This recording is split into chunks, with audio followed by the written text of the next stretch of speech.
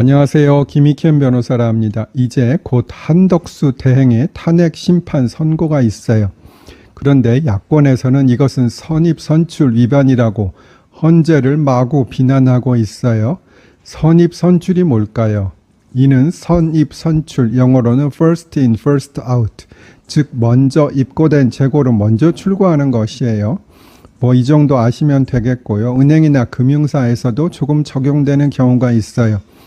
예를 들어 기간이 많으면 더 이자를 주는 상품이 있다고 해봐요. 자금이 1개월 있으면 연 5%의 이자를 주고 그 이상의 기간이 있으면 7%의 이자를 주는 상품이 있다면 선입선출로 하는 것보다는 후입선출로 하는 것이 더 많은 이자를 받을 수 있게 되는 경우가 있을 것 같아요. 또 생각해보니 항상 그런 것은 아닐 것 같기도 하고요. 저도 잘 모르겠네요.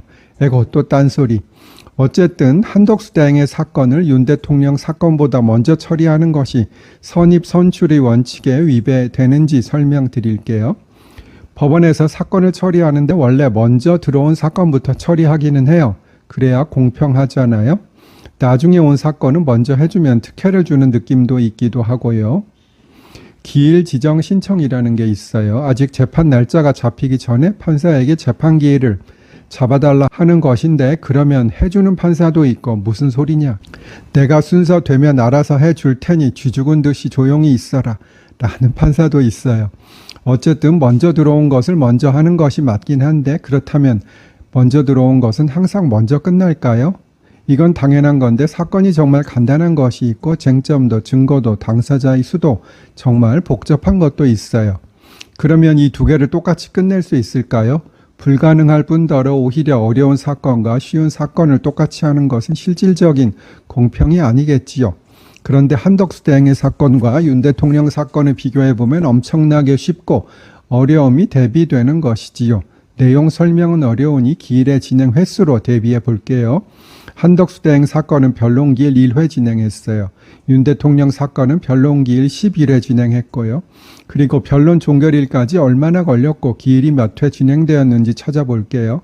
한덕수 대행 사건은 2024년 12월 27일 시작되었고 변론 종결일인 2025년 2월 19일까지 3번의 기일이 진행되었어요.